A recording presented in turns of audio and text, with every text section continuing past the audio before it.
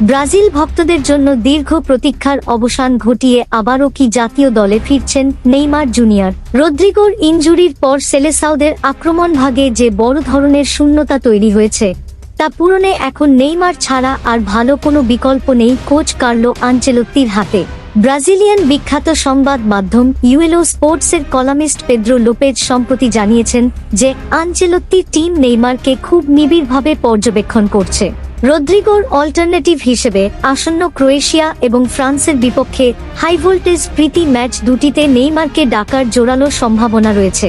তবে দলে ফিরতে হলে নেইমারকে কোচ আনচেলোত্তির দেওয়া বেশ কিছু কঠিন শর্ত পূরণ করতে হবে। কোচ স্পষ্ট করে দিয়েছেন যে ব্রাজিল দলে সুযোগ পেতে হলে নেইমারকে তার মাঠের পারফরম্যান্সের ধারাবাহিকতা বা কনসিস্টেন্সির প্রমাণ দিতে হবে। যদিও নেইমার তার গত 2 ম্যাচে বেশ ছন্দে ছিলেন, জোড়া গোল করেছেন এবং পুরো 90 মিনিট মাঠে ছিলেন, তবুও তার সামনে এখন বড় চ্যালেঞ্জ হলো 16 তারিখ দল ঘোষণার আগের ম্যাচগুলো। নেইমারের ক্লাব সান্তোসের হয়ে 10 তারিখ মিরাসোল এবং 15 তারিখ করিন্থিয়ান্সের বিপক্ষে 2টি ম্যাচ আছে।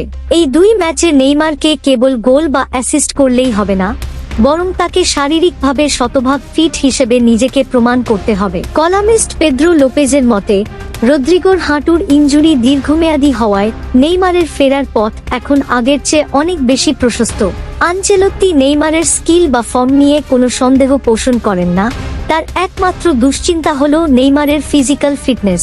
যদি নেইমার শারীরিকভাবে পুরোপুরি সক্ষম হন তবে দলে অন্য যে কোনো তারকা খেলোয়াড় থাকলেও নেইমারের জায়গা নিশ্চিত থাকবে বলেই মনে করছেন ফুটবল বিশ্লেষকরা। নেইমার সবসময় একটি কথা বলেন যে 1% সুযোগ আর 99% বিশ্বাস। সেই বিশ্বাস থেকেই কি নেইমার আবারও ব্রাজিলের হলুদ জার্সি গায়ে জড়িয়ে মাঠে নামবেন তা এখন সময়ের অপেক্ষা। তবে দর্শক, আপনারা কি নেইমারকে আবারও জাতীয় দলে দেখতে চান নাকি নতুন কাউকে সুযোগ দেওয়া উচিত বলে মনে করেন? আপনার মূল্যবান মতামত কমেন্ট বক্সে আমাদের জানান এবং ফুটবল বিশ্বের সবশেষ খবরের জন্য আমাদের সাথেই থাকুন।